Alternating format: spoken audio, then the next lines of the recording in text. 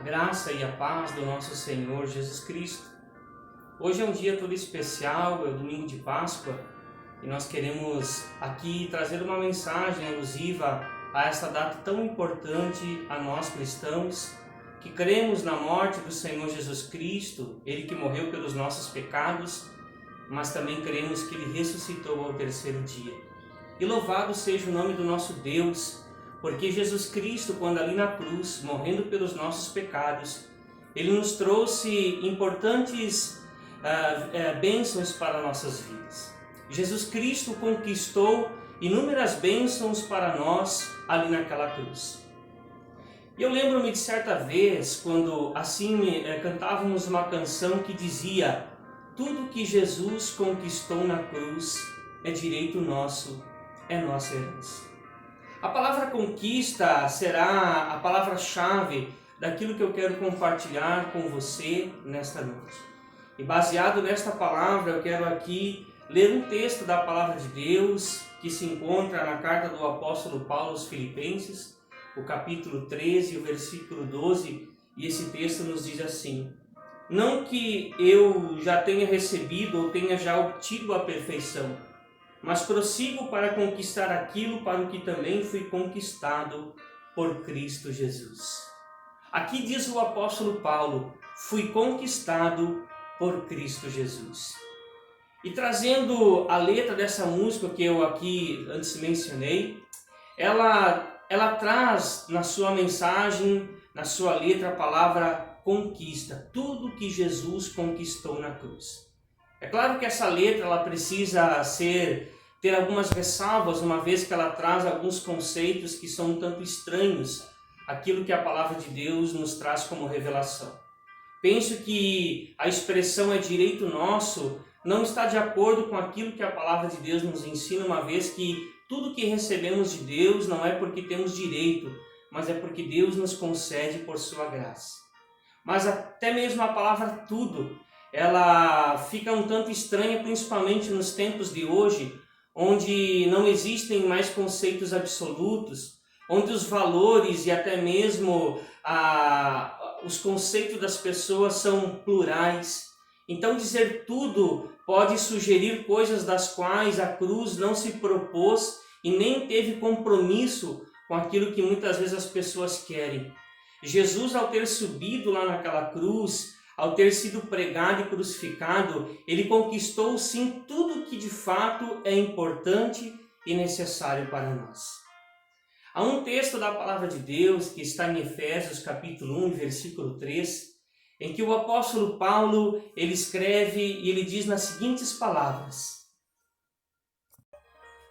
Nesse texto o apóstolo Paulo então ele diz: bendito Deus e Pai de nosso Senhor e Salvador Jesus Cristo, que nos tem abençoado com toda a sorte de bênçãos espirituais.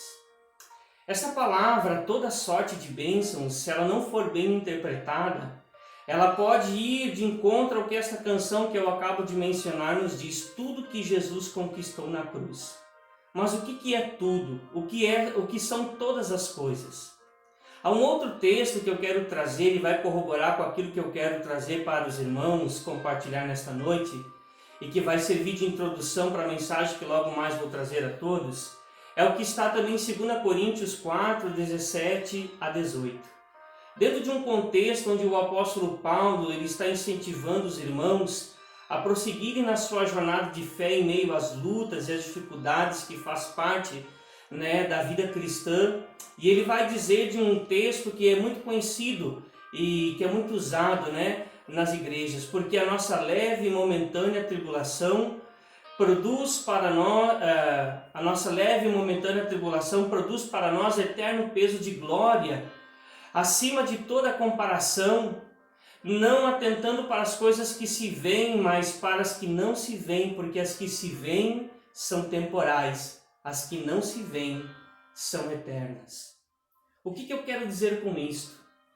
Diferentemente do que era o conceito de salvação e bênção no Antigo Testamento, onde estava atrelado apenas às questões dessa terra, aquilo que era temporal, aquilo que era passageiro, diríamos até mesmo efêmero, Aquilo que Jesus Cristo conquistou para nós na cruz é de cunho espiritual, é eterno. Vai muito além das questões desta terra. Então, quando nós afirmamos que Jesus conquistou na cruz, ele conquistou aquilo que de fato precisávamos e necessitávamos como seres humanos, como raça humana, a raça humana caída no pecado. Certa vez um pastor ele disse de uma frase, e inclusive esta frase tem sido muitas vezes compartilhada em posts nas redes sociais. Ele disse: Jesus não morreu numa cruz para você ganhar dinheiro e ficar rico, mas para você ter a salvação. E isso é uma verdade. Isso é a realidade do que foi a conquista de Jesus Cristo por nós naquela cruz. Mas a pergunta é, o que Jesus Cristo conquistou na cruz? Partindo desse texto que eu acabo de ler, de Filipenses capítulo 13, versículo 12, o apóstolo Paulo ele vai dizer que ele foi conquistado por Cristo. E a partir dessa conquista que Jesus Cristo teve ali na cruz, pela sua vida, ele vai se propor agora a viver uma vida de acordo com essa conquista, uma vida de acordo com os padrões e os princípios da palavra de Deus. Bom, eu quero então de fato aqui destacar em 3 pontos quais foram as conquistas que o Senhor Jesus Cristo então, ao conquistar a nós, ao conquistar o seu povo, a redimir para si um povo que nos diz a palavra em Tito 2,14, exclusivamente seu. O que Jesus Cristo adquiriu, o que Jesus Cristo conquistou para este povo quando ali morreu na cruz do Calvário? Quais são estas bênçãos espirituais? E eu quero então aqui destacar cada uma delas. A primeira delas é a salvação. Lá em 1 Timóteo, capítulo 1, versículo 15, a palavra de Deus ela nos diz assim: fiel é a palavra e digna de toda aceitação, que Cristo veio ao mundo salvar os pecadores. Salvar os pecadores. A Bíblia diz que todos pecaram e todos estão afastados da presença do Senhor. Eu sei que essa palavra ela pode parecer um tanto estranha dentro desse conceito moderno que hoje vive o ser humano, onde as pessoas elas não se entendem como pecadores. As pessoas elas não se compreendem como pessoas que estão de fato afastadas da presença do Senhor. Há um entendimento moderno de que todo ser humano é bom e quando ele se corrompe devido ao seu entorno, devido ao seu contexto social. Eu diria que sim, em parte, essa ideia ela tem a sua verdade. Todavia, à luz da palavra de Deus, nós entendemos que o pecado é inerente à natureza do ser humano. Já disse Davi quando escreveu um de seus salmos: minha mãe concebeu-me em pecado, eu fui gerado em pecado. E aí, mais uma vez, repetindo o que Paulo vai escrever lá em Romanos: porque todos pecaram e todos estão afastados da presença do Senhor. Não existe ninguém, como diz a palavra de Deus, não existe um ser humano que faça o bem e que não peque. Ou seja, há uma natureza inerente, há uma realidade inerente à nossa natureza. Nós, como diz, não pecamos, não somos pecadores porque pecamos, mas pecamos porque somos pecadores. E é para essas pessoas, foi para a humanidade, dentro desta realidade, que Jesus Cristo veio trazer a sua salvação, veio trazer ali a oportunidade do perdão dos pecados e da vida eterna. Então essa é a primeira conquista que Jesus Cristo ali adquiriu quando morreu na cruz do Calvário. Corroborando com essa ideia de que, de fato, todos os seres humanos são pecadores, a palavra do Senhor nos diz que o salário do pecado é a morte.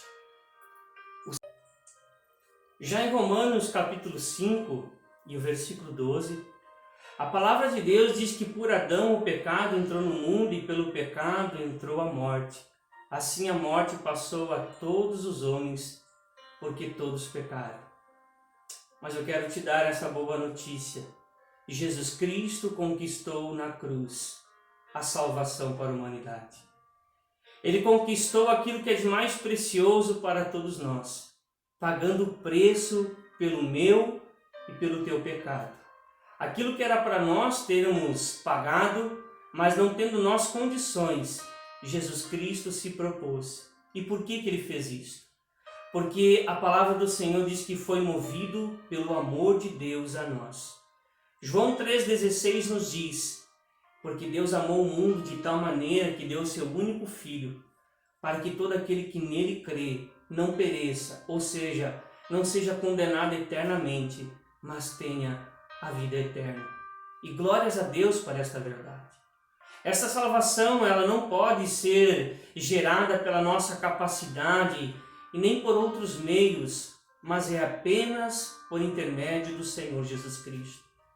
Quando o apóstolo Pedro pregava, e lá no capítulo 4, versículo 12, está o registro de um de seus sermões, ele vai dizer: e não há salvação em nenhum outro, porque abaixo do céu não existe nenhum outro nome dado entre os homens pela qual importa que sejamos salvos. Então, se Romanos 6,23 nos diz que o salário do pecado é a morte, ele também vai dizer na sequência: mas o dom gratuito de Deus é a vida eterna, é a salvação, e é através de Jesus, o nosso Senhor. Então, a primeira conquista que Jesus Cristo adquiriu para nós naquela cruz foi a salvação. A segunda é a libertação e a transformação de nossas vidas. Há um versículo bíblico que eu gosto muito, e ele está lá em Colossenses capítulo 2, versículo 15. Tendo despojado principados e potestades, publicamente os expôs ao desprezo, triunfando deles na cruz. O apóstolo Paulo, que é o autor deste verso, ele faz uso de uma imagem de guerra, onde os vencedores, após uma batalha, eles se apropriavam das armas dos vencidos e dos derrotados. E é dentro dessa imagem que o apóstolo Paulo está dizendo que Jesus naquela cruz, como que numa batalha contra os poderes das trevas, ele ali triunfa contra Satanás e ele vem a despojar todos os principados e potestades. Numa linguagem espiritual, Jesus tirou o poder que Satanás até então exercia sobre o ser humano na sua condição de pecado. Pois Jesus estava ali na cruz como sim um tipo de uma guerra contra esses principados, contra os demônios. Ao morrer como sacrifício perfeito, ele venceu os seus inimigos e os despojou dos seus poderes, esses que exerciam sobre a humanidade. Sim, o ser humano redimido, embora queira não admitir, ele é um escravo do poder das trevas. Ele não é livre, ele não é liberto. Mas Jesus, ao derrotar Satanás e seus demônios na cruz, ele conquistou a liberdade para o ser humano escravo. Aquilo que ele recebeu de Cristo, a salvação, aquilo que ele recebeu do Senhor Jesus Cristo, que é de mais preciosa salvação, deu a ele também a condição de agora ser livre das garras do inimigo. É como diz em Efésios 2:2, outrora nós que andávamos segundo o curso deste mundo, segundo o príncipe da potestade do ar. Mas Jesus Cristo conquistou a liberdade. Jesus Cristo libertou o ser humano cativo do pecado. E ele mesmo disse: se o Filho do Homem vos libertar, verdadeiramente sereis livres. E libertados do pecado e transformados em servos de Deus, tendo o vosso fruto para a santificação e por fim a vida eterna, conforme nos diz Romanos 6:22. O que esse texto de Romanos 6:22 quer dizer? Que alguém que passa pelo processo da libertação do pecado, essa pessoa ela é transformada em uma serva do Senhor e terá sua vida vivida em santidade, de acordo com os princípios da palavra de Deus. E de fato, porque aquele que está em Cristo é nova criatura, as coisas velhas se passaram e tudo se fez novo. A sua vida foi liberta, e porque foi liberta, foi transformada, e como tal ele vive agora o padrão de Cristo. E a partir de então esta pessoa terá a presença do Espírito Santo em sua vida. E o Espírito Santo conduzirá os seus passos a um novo estilo de vida. Essa pessoa é um novo ser, é uma nova criatura, ele nasceu de novo. E a palavra de Deus diz que todo aquele que é nascido de Deus não vive na prática do pecado, pois o que permanece nele é a divina semente. A terceira e última conquista que eu quero aqui destacar é que agora aquele que é salvo em Cristo Jesus, libertado dos seus pecados e transformado numa nova pessoa, essa pessoa também tem agora o livre acesso na presença de Deus. A Bíblia diz que por ocasião da crucificação de Jesus, ele, ao ter expirado e morrido no mesmo instante, alguns quilômetros ali do Calvário, lá na cidade de Jerusalém, no templo, o véu que ali separava dois compartimentos daquele lugar, o santo lugar do Santo dos Santos. Este véu nos diz a palavra, esse véu diz-nos a palavra de Deus que ele rasgou-se de alto a baixo. Mas que véu era esse? O que ele representa? O que ele traz como significado para as nossas vidas? Esse véu, meus irmãos, ele simbolizava a separação de Deus com os homens na sua condição de pecado. Para você ter uma ideia, as dimensões desse véu, ele tinha em torno de 7 a 10 centímetros de espessura, de grossura, 9 metros de largura e 18 metros de altura. Ou seja, não era um véu qualquer. E quando ali diz-nos a palavra de Deus que ele separava dois compartimentos do templo, que era o chamado Santo Lugar do Santíssimo Lugar, o Santo Lugar é onde diariamente ali os sacerdotes ofereciam sacrifícios. Mas além do véu, era o que representava o lugar, ou a manifestação de Deus. Ali, apenas uma vez ao ano, e uma só pessoa, o sumo sacerdote, ele ali adentrava naquele lugar. E ele ali oferecia sacrifícios tanto por si, quanto pelo povo. E ali aspergia o sangue desse sacrifício. Uma representação de que, a partir daquele momento, ele sendo representante do povo, e ali oferecendo aquele sacrifício, Deus o recebia e simbolicamente representava um novo ciclo, um novo momento, um novo ano a se seguir novamente, onde então o povo era ali perdoado e redimido. Mas este véu, ele simbolizava a separação do Deus que é santo com o ser humano que é pecador.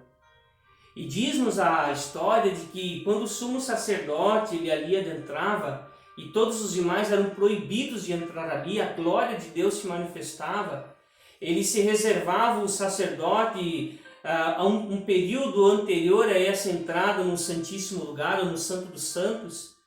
Ele se consagrava, ele enfim tomava todos os procedimentos necessários para quando ali, na presença do Senhor, a glória do Senhor se manifestasse, ele então pudesse ser encontrado em santificação.